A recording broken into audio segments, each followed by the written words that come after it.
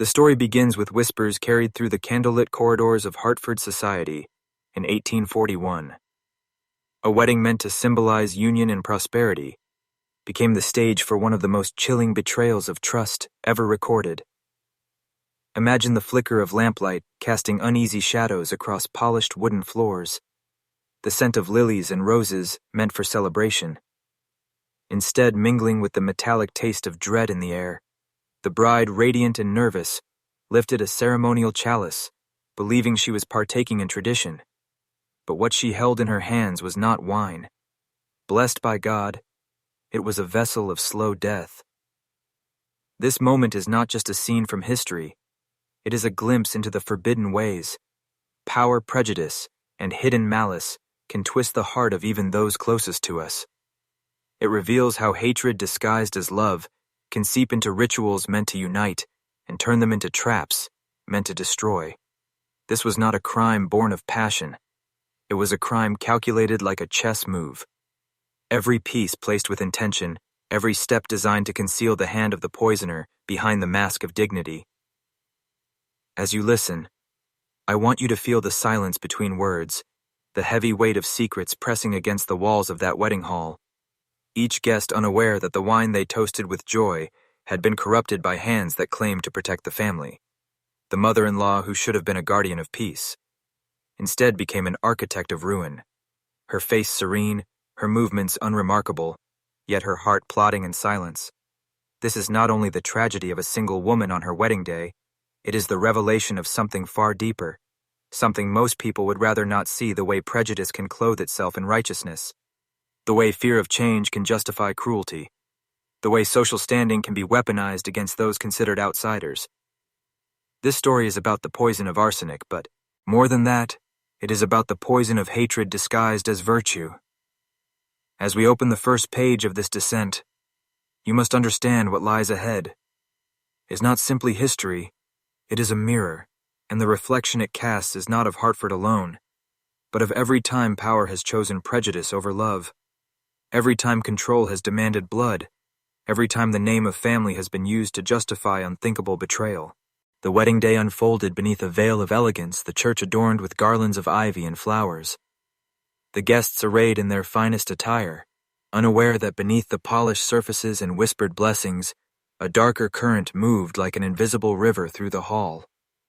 The bride Bridget, glowing with the fragile hope of new beginnings, carried the weight of every woman who dared to step into a family that saw her as less than worthy. Her Irish roots whispered about in corners, her presence judged not by her heart, but by her heritage. Yet she smiled because love had given her courage. The groom William saw none of the storm beneath the lace, and vows he saw only the woman who had captured his heart and dared to defy the invisible walls of Hartford society. He believed their love could bridge those divides that his family would eventually soften. That time would heal suspicion. But love is rarely enough when hatred sits at the table, dressed as respectability, when poison is served, not only in chalices of silver, but in words laced with contempt, disguised as concern. As the vows were spoken and the ceremonial wine poured, the congregation saw unity. They saw sacred tradition, but in the shadows. Eleanor, the groom's mother, watched with eyes that did not see blessing. She saw corruption. She believed she was protecting bloodline, name and legacy from contamination. In her mind, she was not a villain. She was a guardian, wielding arsenic as though it were scripture, defending the sanctity of lineage with a powder so fine it vanished into the wine, leaving no trace except inevitability, and yet fate is cruel to those who believe they can control it. The moment Bridget touched the chalice to her lips, the air in that church changed, invisible to the eye, but heavy with consequence. Her body shuddered, her face flushed, the smile faltered as the poison began its work, and in that instant, the room of J. Oi transformed into a theater of suspicion and fear. Guests whispered prayers while others exchanged glances, their celebration breaking apart like fragile glass. And somewhere deep inside, Eleanor felt a surge of triumph, poisoned by the first taste of guilt. This was no longer a wedding, It had become a reckoning. The sacred vows had barely been spoken, and already the shadows were rising to claim the stage. What should have been a union of love was now the opening act of betrayal and trial, a descent into the darkest corridors of human ambition, where the line between motherly devotion and murderous intent disappears completely. Bridget's collapse was not sudden, but agonizingly slow, her laughter fading into faint confusion, her steps faltering as though invisible hands pulled her toward the earth. At first, the guests assumed it was the weight of nerves, the exhaustion of ceremony, yet when her lips paled and her breath came in ragged gasps, the illusion shattered. The music stopped. Mid-note voices hushed into a silence so sharp it cut through the pews. William knelt beside her, his hands trembling against her skin, his mind refusing to accept that the woman he had just vowed to protect was slipping from his grasp, before the ink of their union was even dry. Panic rippled through the congregation, like fire through dry fields. Women clutched their pearls, men shouted for help. The sacred space of God turned into a scene of chaos, and yet in the eye of that storm stood Eleanor, her face carved into a mask of concern. Though inside her heart raced with a different kind of fear, she had believed the poison would be quick and silent, a whisper of death mistaken for natural weakness. But instead it played out publicly, dragging every eye in the room to her son's bride. Collapsing on holy ground, Dr. Harrison, a man whose years of practice had honed both skill and instinct, stepped forward from the crowd.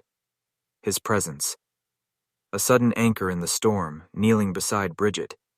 He studied her eyes, her pulse, the tremor in her hands.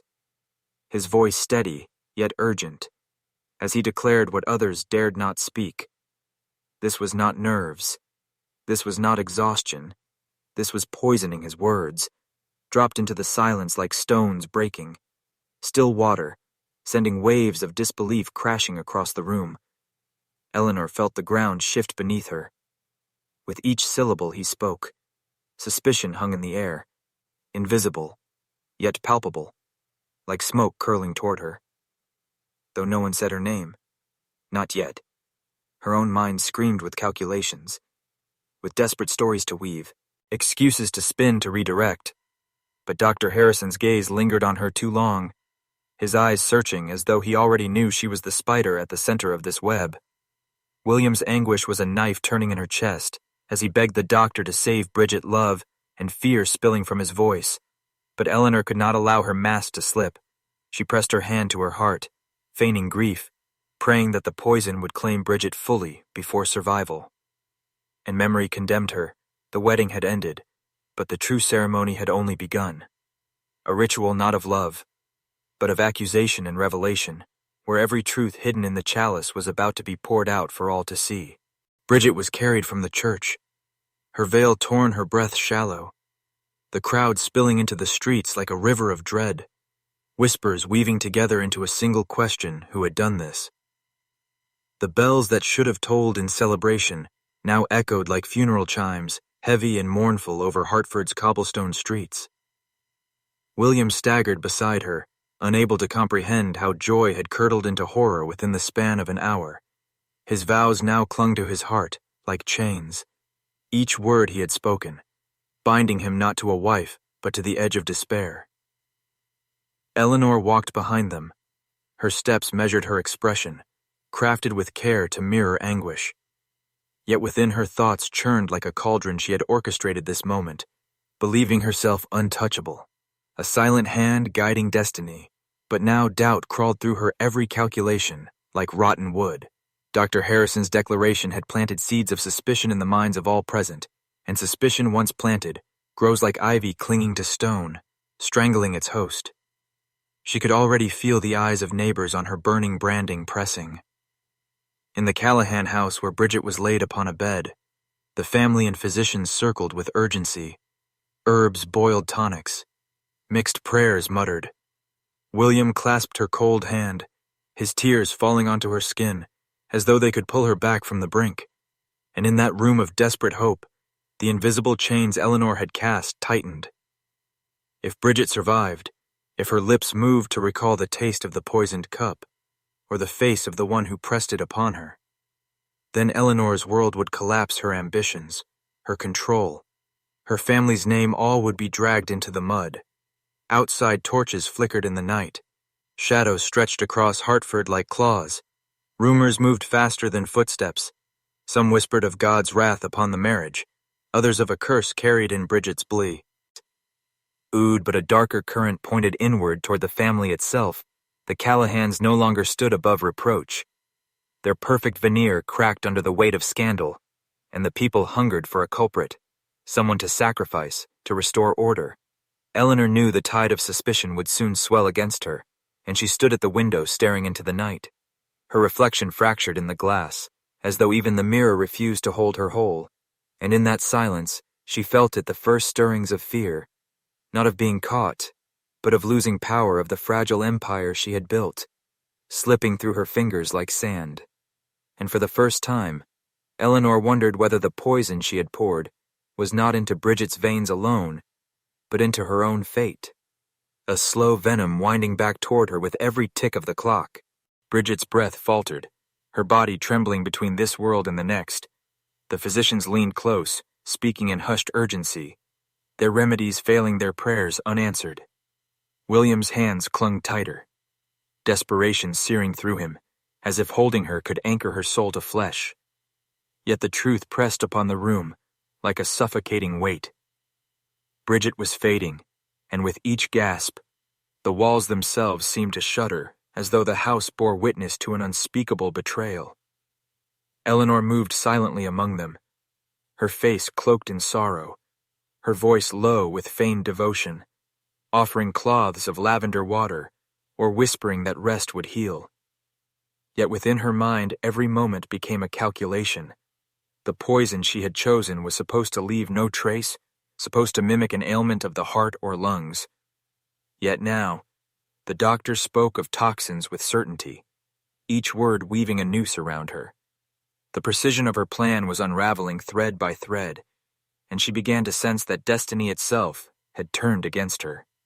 Outside the Callahan home, the crowd swelled neighbors' townsfolk, even strangers drawn by the echo of tragedy. Lanterns bobbed in the dark, like floating eyes peering through the windows, eager to glimpse the bride whose beauty had been undone within hours of vows. Their murmur carried suspicion and suspicion. In a town like Hartford was fire to dry kindling. Once sparked, it spread without mercy, and Eleanor knew the crowd did not seek truth. They sought blame, and once they tasted the scent of guilt, they would devour it without question. In Bridget's delirium, words spilled from her cracked lips, faint, fragile, but damning. She spoke of the cup of wine handed to her by Eleanor, her voice broken, yet unmistakable. William froze, his heart pierced by the confirmation of what Dread had whispered since the moment she collapsed. The room's stilled breath held every ear straining to catch each syllable, and in that instant, Eleanor's mask threatened to fracture the carefully woven fabric of her control, unraveling in front of those who mattered most. But even in the shadow of revelation, Eleanor's mind turned to war. Her fear twisted into defiance. She told herself that power was not relinquished.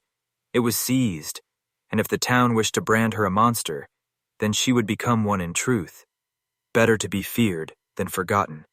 Better to rule through terror than to fall to pity. Her gaze hardened as Bridget's words lingered in the air, and with the fire of ruin licking at her heels, Eleanor began to forge her next move. The venom she had poured had not yet finished its work. It was still alive, coiling ready to strike again. The bells of Hartford tolled slow and heavy, their mournful sound drifting across the town like a curse etched into the night. Each strike was not only a measure of time, but a reminder that death had visited and would not leave without leaving scars inside the Callahan home. Silence thickened after Bridget's final breath, her body still upon the bed, her skin pale, her lips touched with the faint stain of what none dared yet name. William wept beside her, yet his grief soon gave way to rage.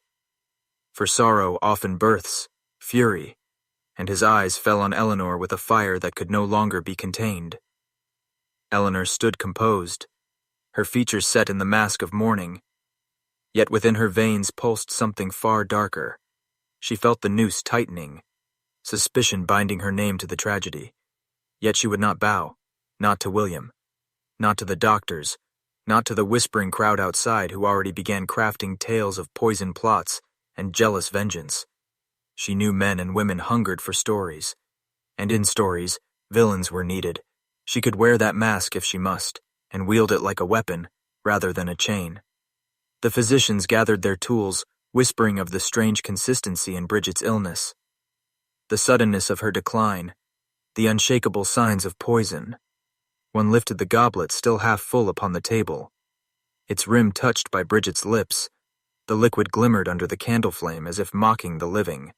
They debated whether to summon magistrates. Yet hesitation gripped them, for to accuse Eleanor Callahan, the matriarch of a powerful family, was to invite ruin upon themselves. The line between truth and survival, blurred as it always does when power shadows justice. William rose, trembling, his grief twisting into accusation. His voice cracked, but fierce as he demanded answers. His words pierced the silence, calling Eleanor by name. Before all gathered, accusing her not only of Bridget's due, but of envy, of greed, of turning love into a weapon. Eleanor met his gaze without flinching, her eyes like stone, her silence louder than denial, her poise daring him to prove what he spoke, daring the town to strike at her throne of influence. Outside, the crowd pressed closer, faces pale in the lantern glow, shadows stretching long against the cobblestones.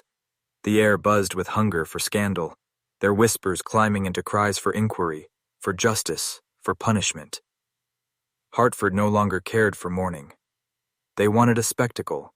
They wanted blood, and Eleanor understood with a cold clarity that she now stood at the edge of two worlds, one of authority, one of ruin, and whichever she chose, she must walk with unshakable steps. The inquest convened in the courthouse of Hartford, its wooden beams groaning as if burdened by the weight of centuries of judgment. Men and women filled the chamber, their faces flushed with fear, curiosity, and the thrill of witnessing the unraveling of a family's secrets. At the center of it all sat Eleanor Callahan, regal in her black silk. Her chin lifted, her eyes fixed not on the magistrates, but on the crowd itself, for she knew power does not bow to law. It bends it. The magistrates called forth the physicians, who spoke in voices thin but edged with caution. They described Bridget's final moments, her convulsions, her labored breath, the strange discoloration of her skin. Their words painted not the picture of natural illness, but of a toxin, a deliberate hand guiding death's course. William seized on their testimony. His grief sharpened into an unyielding blade. He stood before the court, his voice shaking yet loud, accusing his mother of treachery, of envy, of spilling blood, to maintain dominion over the house of Callahan. But Eleanor responded with calm precision, her words smooth and deliberate. She spoke of love for her son, devotion to family, the pain of burying a daughter by law, not of her blood, but by choice of her heart. She denied the whispers. She cloaked herself in piety and tradition, reminding the magistrates that to accuse a mother of murdering her son's bride was to fracture the sanctity of family and, by extension, the sanctity of society itself. She knew their fear of setting such precedent, and she wielded it like a dagger cloaked in lace. The court heard testimony from servants who recalled strange quarrels between Eleanor and Bridget, moments of silence that cut sharper than words, arguments whispered behind closed doors. One maid swore she had seen Eleanor handle Bridget's goblet before the fatal evening. Another trembled as she described a hidden vial found in the matriarch's chamber, yet when pressed, she faltered her courage, wilting beneath Eleanor's unblinking gaze. Truth flickered uncertain like a candle in a draught. As the day waned, the court could not reach consensus. The poison was real. The motive whispered clear, yet the evidence lay scattered like broken glass. No piece sharp enough to cut the flesh of law cleanly. Hartford's leaders feared not only Eleanor's wrath, but the chaos of condemning her without proof. The chamber emptied into the night with no verdict. The town left to ferment in rumor, suspicion, and dread. And in that uncertainty, Eleanor found her shield for power, thrives most where shadows blur the edges of truth. Winter descended heavy upon Hartford, its winds clawing at shutters, its frost creeping along the cobblestones like a silent intruder. The town whispered still about Bridget's death. Though no verdict had been laid, whispers carried more weight than judgment, and every murmur cut into William's soul, until he became a hollow figure of grief. He wandered the mansion rooms once filled with music and laughter, now echoing only his despair.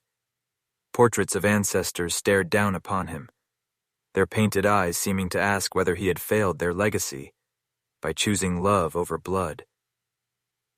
Eleanor moved through the halls with measured grace, her silks trailing like the wings of a raven, her hands folded in prayer.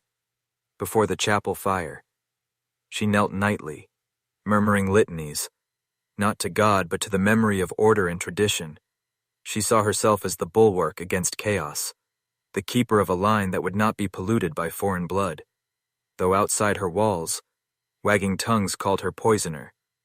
Murderous witch inside, she clung to the belief that her hand had been righteous, an offering made to preserve her house, yet shadows grew restless in her mansion. Servants whispered of strange sounds in the corridors, cries muffled behind the locked door of Bridget's abandoned chamber. Some swore the scent of roses lingered there, though no flowers had been placed since the funeral. William himself reported dreams so vivid, he woke trembling visions of Bridget standing in the church, her gown stained not with wine, but with blood, her lips forming words he could never quite hear. Each dream left him weaker, more desperate and further estranged from the mother he now regarded with suspicion and fear. The town too felt the weight of unease. Parishioners avoided the pew where Bridget once knelt. Market wives crossed themselves when Eleanor passed. Children whispered that the lady of the mansion drank not wine, but venom to keep up. Her heart cold. The magistrates, unsettled by their failure to deliver judgment, commissioned quiet inquiries into other deaths in the region, sudden illnesses, unexplained collapses, that now under the shadow of Bridget's fate, appeared less like misfortune and more like pattern. Hartford had become a place where every supper chalice seemed tinged with threat, every family gathering haunted by the question of who might pour the wine, and as snow thickened around the mansion. Eleanor stood one night at her window, watching the moon carve pale scars across the frozen ground. She believed she had triumphed, shielded by doubt and by fear. Yet in the silence of winter's breath, she heard it, the faint echo of laughter rising from the chapel, as though the dead bride had claimed sanctuary there, a reminder that some blood once spilled does not vanish, but lingers, demanding reckoning with patience that outlasts even the coldest season. Spring returned to Hartford with reluctant warmth. Yet within the Peton household, no renewal bloomed for William. Though the earth softened, and buds broke open along the garden paths, his heart remained bound to grief, like stone chained in a river. He avoided the chapel where Bridget's voice had last been raised in song, but still, her memory seeped into every corner of the estate. He would walk the orchard and swear. He heard her laughter carried in the branches, or glimpse her form in the flicker of candlelight, reflected against the window glass. His despair grew so heavy that friends feared for his health, yet none dared speak openly, for all knew that sorrow was safer than truth. In a house where poison had already silenced love, Eleanor meanwhile deepened her rituals with each passing week. What had begun as murmured prayers turned into elaborate ceremonies. She lit black candles in the dining hall. She fasted on certain days, claiming visions of ancestors who guided her purpose. She believed her act of poison was not a crime but a consecration, a sacrifice that preserved the purity of their name. When neighbors gossiped about her guilt, she called their words envy, and when William looked upon her with hollow eyes, she told herself that he would one day understand her strength. She told herself that mothers must sometimes bleed their children to save them, yet the community around them had not forgotten. And beneath Hartford's polite veneer, tension, simmered Irish immigrants gathered in taverns muttering of vengeance. Parish priests denounced the silent complicity of officials who had failed to punish Eleanor. Whispers spread that Bridget's family in Boston plotted to bring justice through their own hands, and merchants who once courted the Peton fortune now declined invitations claiming illness, though their ledgers showed no loss. Society had turned its face from the once proud family and ties. The mansion that loomed upon the hill began to seem less like a home and more like a fortress, haunted by suspicion. One evening, as thunder rolled across the horizon, William confronted his mother at last in the grand drawing room, where portraits of their line loomed over them. His voice trembled as he spoke of Bridget's laughter, her kindness, her love for him, that had been taken by poison. Eleanor's eyes did not soften. She told him he was weak, blinded by sentiment, that he did not see how close he had come to ruin. She insisted that she had saved him, though he now cursed her name. William turned away, whispering that her salvation felt like a curse that would damn them both forever, and as lightning struck the steeple of Trinity Church, bells tolled without hands to move them, echoing through the valley with a sound both mournful and accusing. Hartford felt the weight of something unresolved, a storm not only in the skies, but in the soul of a family whose secrets refused to remain buried. A storm that promised reckoning still to come. The trial of Elellanena Peton began with a silence so thick it seemed to smother the courthouse itself. The air inside Hartford Superior Court carried the weight of centuries of order and hierarchy yet on this day. Those walls trembled under the scandal of a mother accused of poisoning her son's bride. Whispers coiled through the gallery as townspeople pressed against one another, desperate to witness the downfall of a matron. They had once praised Eleanor entered with her chin raised, dressed in black silk, as though attending a funeral. Though she refused to acknowledge it was her own, her steps echoed against the wooden floorboards, like the march of a condemned queen. The prosecution wasted no time in unveiling the chalice that had been taken from Trinity Church. The silver cup glimmered under the gaslight, as Dr. Harrison testified of the arsenic traces within his words were not speculation, but science undeniable in its clarity, and each phrase struck the jurors with the chill of certainty when he described the symptoms of poisoning that had nearly ended Bridget's life. All eyes turned toward Eleanor, and for the first time her mask of composure flickered, though she quickly recovered, smoothing her dress with hands that betrayed only the faintest tremor. Bridget herself was called to the stand, and the room held its breath as she rose pale yet radiant. Her voice was steady as she recounted the bitterness of the wine. The blurred memory of Eleanor's figure bent toward the chalice during the blessing. She spoke not with vengeance but with sorrow. Her words cut deeper for their lack of malice, and in that moment the gallery shifted the crowd. No longer saw a proud Hartford matron defending her honor, but a woman accused by the very victim she had sought to erase. William, too, gave testimony, his voice breaking as he confessed his disbelief that his own mother could betray both him and the woman H. He loved his words, stained the air with grief that no verdict could cleanse. The defense argued desperation, claiming Eleanor had acted under the weight of maternal fear.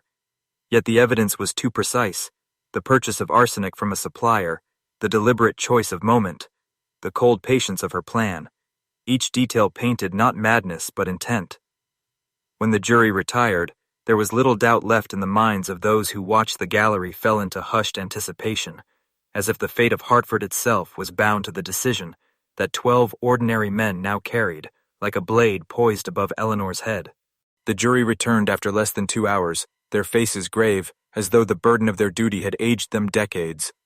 The foreman stood, and with a voice that trembled, yet did not falter, declared Elellanena Peton guilty of attempted murder. The words rang through the chamber like a bell of judgment, striking down illusions of wealth and social power.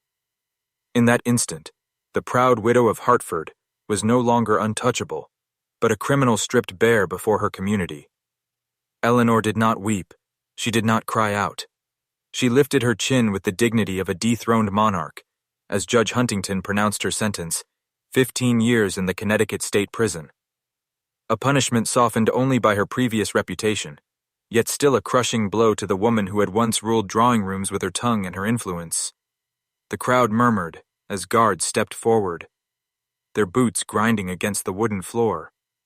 The clang of chains echoed as though the law itself were fastening its grip upon her. Still, Eleanor walked with measured steps, refusing to let them see the collapse that boiled beneath her skin. Her son William sat frozen, torn between the memory of the mother who raised him and the reality of the woman who tried to murder his bride. Bridget held his hand, whispering comfort that only deepened his torment.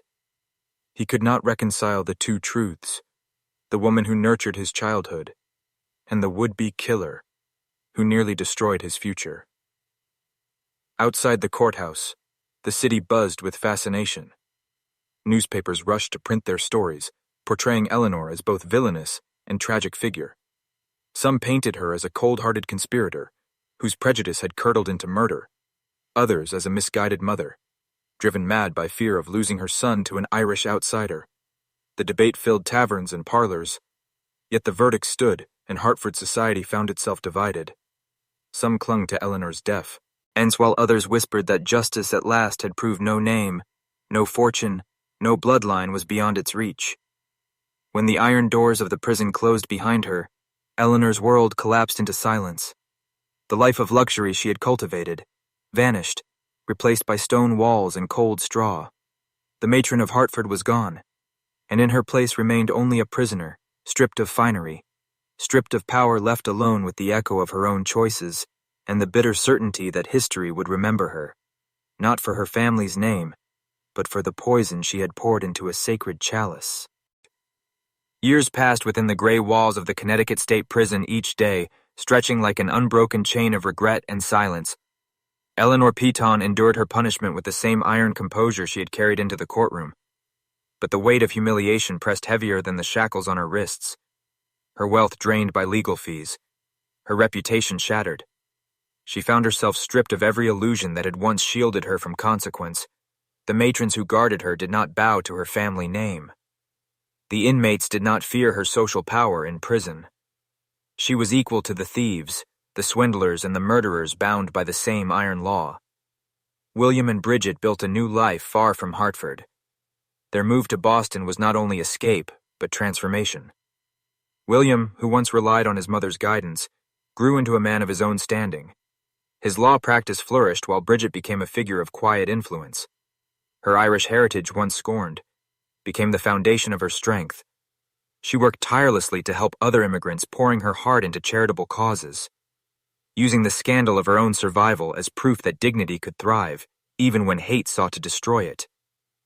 Together, they raised children who inherited not Eleanor's bitterness, but Bridget's grace and William's steadfast honor. In Hartford, Eleanor's absence became its own kind of ghost society that once trembled at her glare now spoke of her in hushed tones. She had been the embodiment of ambition and prejudice. Her fall a reminder that even the highest towers could crumble when built upon hatred and fear. The Peton name no longer carried weight among Hartford's elite and families, who had once courted their favor, now turned their faces away. Scandal had etched its scars too deeply. Eleanor's release after 12 years did not bring triumph. It brought only shadows. She returned to Hartford, a hollow fly. Gur, her fortune gone. Her influence spent, her son estranged, her grandchildren strangers. She lived her final years quietly in a boarding house. Her only companions, the whispers of memory and the echo of her own downfall when she died in 1858. No parade of mourners followed, no grand obituary praised her legacy, only the faint reminder of a trial that had changed a city and a chalice that had turned a wedding into a crime. Her life ended as a caution, not as a triumph, and history's judgment fell upon her name with the weight of cold truth. The silver chalice, once polished with reverence for sacred vows, became the most infamous object in Hartford, its surface tainted by the memory of arsenic and betrayal. Trinity Church could not allow such a vessel to remain. It had been consecrated for union but defiled by murder, so the decision was made to melt it down. The silver was given to a fund for Irish immigrants, an act of penance that symbolically reversed its purpose. What had been used to deny an Irish bride her place in society was transformed into aid for countless newcomers seeking hope in a hostile land. In that act, the chalice became both curse and redemption, its metal carrying the memory of death, yet also the possibility of renewal. Father Matthews, who had presided over the cursed wedding, carried his own private guilt, though he had not placed the poison nor planned the crime. He had failed to guard the sacred ritual with vigilance. His voice had blessed the wine, while Eleanor's hand had tainted it. That failure haunted him.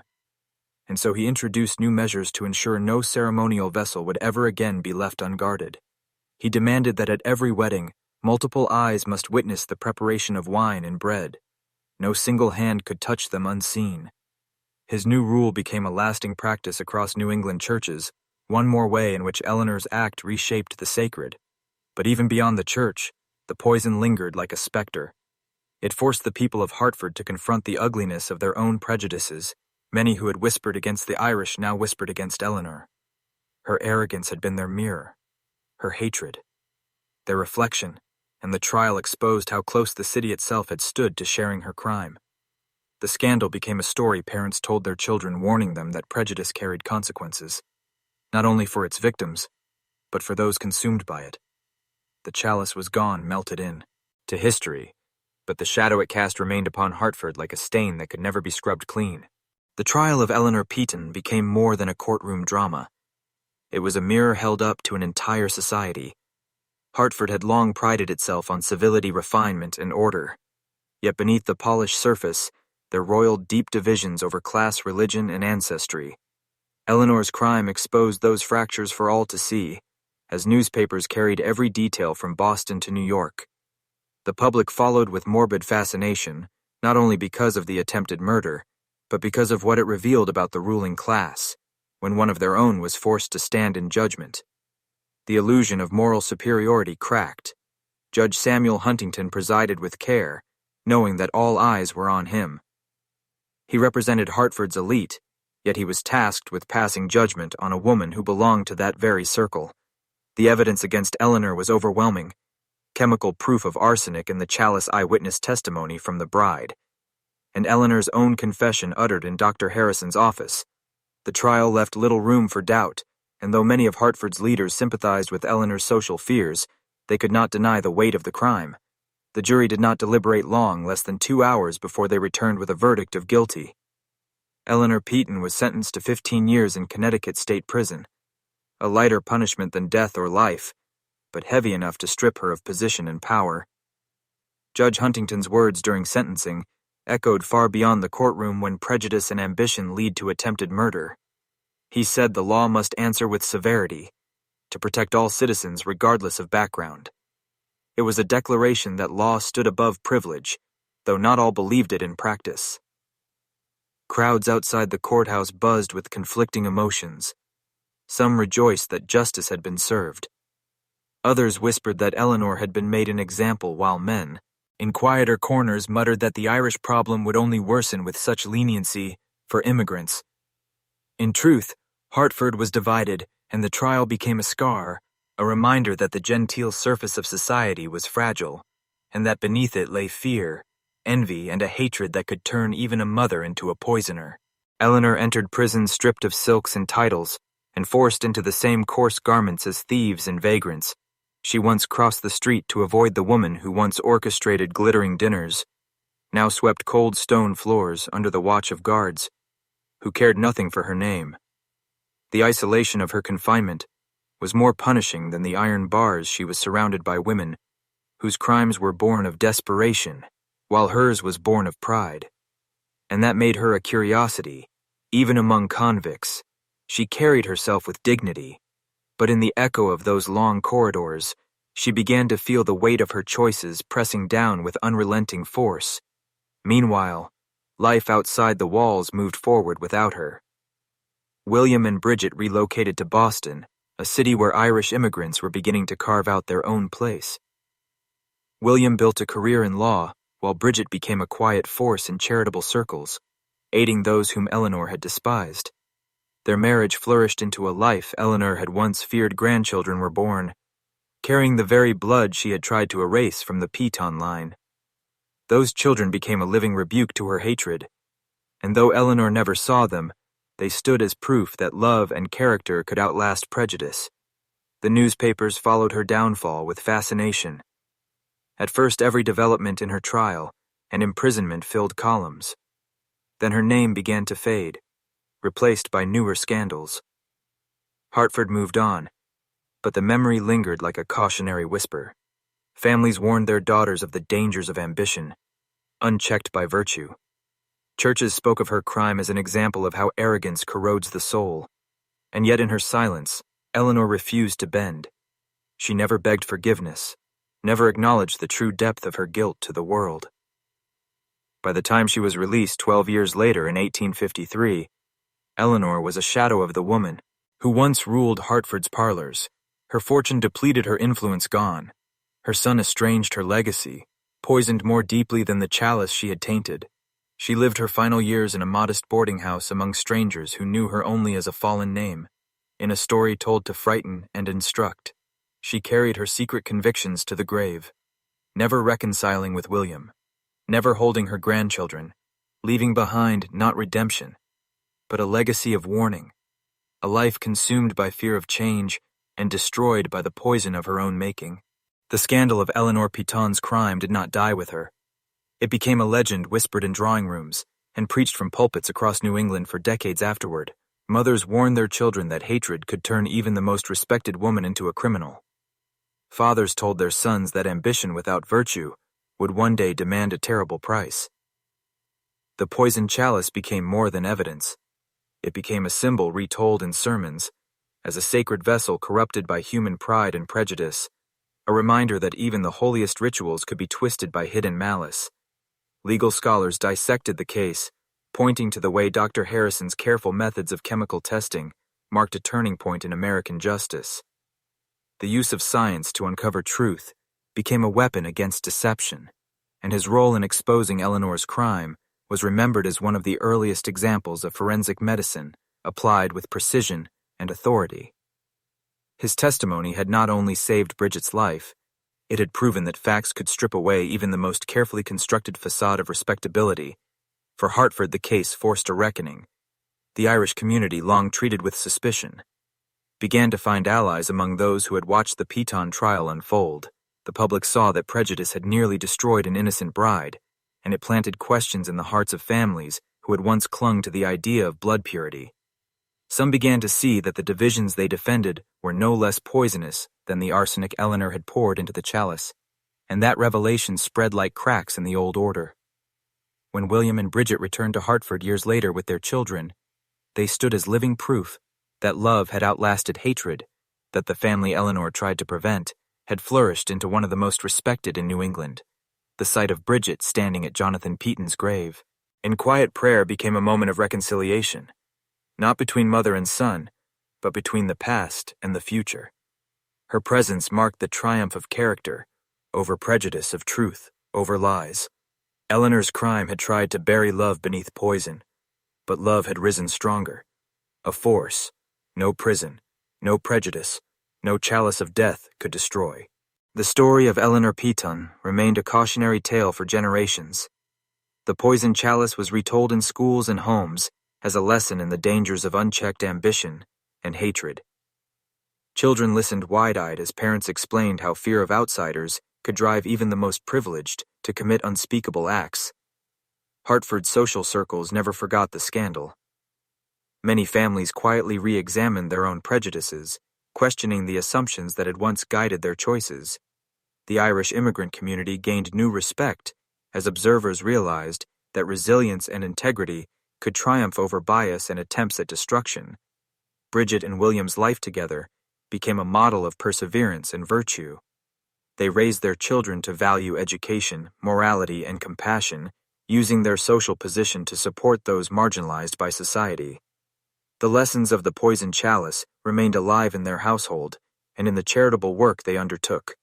The story of nearly losing everything to Eleanor's ambition strengthened their commitment to justice and equality and shaped the character of the next generation, teaching them that courage and empathy could withstand even the darkest human impulses.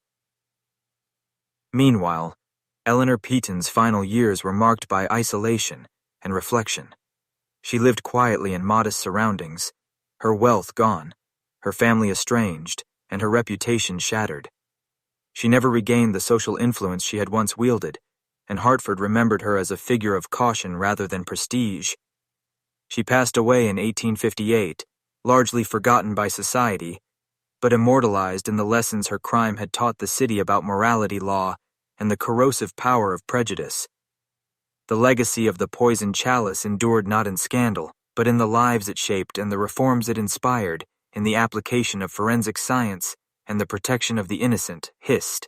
Orions and legal scholars would reference the case for decades as an example of the intersection of social bias, criminal intent, and the emerging power of scientific investigation.